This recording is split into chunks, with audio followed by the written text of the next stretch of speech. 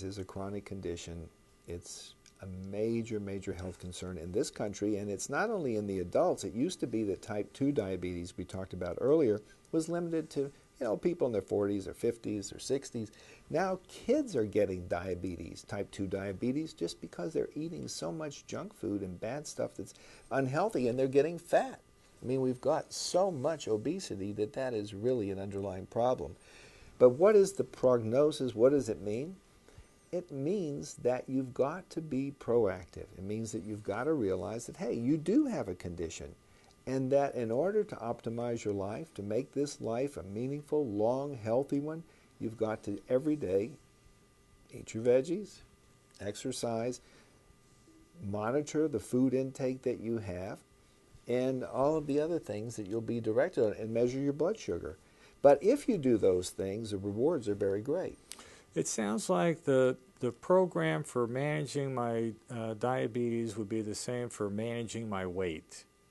Is that pretty much what I'm hearing?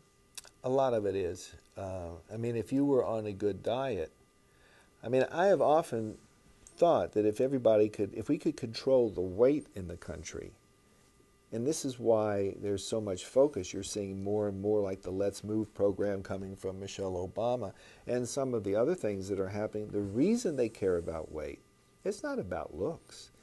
It's not anything to do with cosmetic. It's because it is a health hazard. People who have increased weight are at more risk for high blood pressure, for heart disease, and for diabetes. And those are the things that ultimately are killing more Americans than anything else. I mean, that's what we've got to worry about.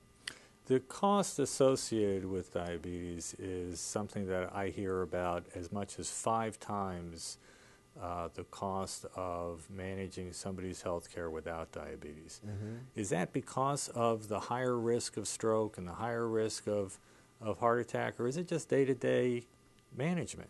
No, it's because the association of diabetes with chronic illness, as I mentioned, if you have more high blood pressure, if you have kidney disease, if you have ulcers on your feet, if you have lost vision, these kinds of conditions increase the cost of taking care of people. But it's not like it's hopeless. I don't want to be sounding here like I'm painting a negative picture. That's not my intention. My intention is to just underscore that it's so important for people not to lose hope, not to give up, but in fact just embrace it and go get the help you need. Get someone to work with you. Get a coach. Get somebody who is working with you.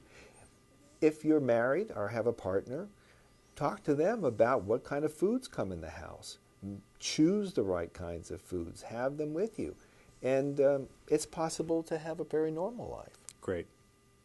I appreciate you coming to visit with us today, Dr. Seibel. Thanks again, Dr. Seibel. Thank you for having me.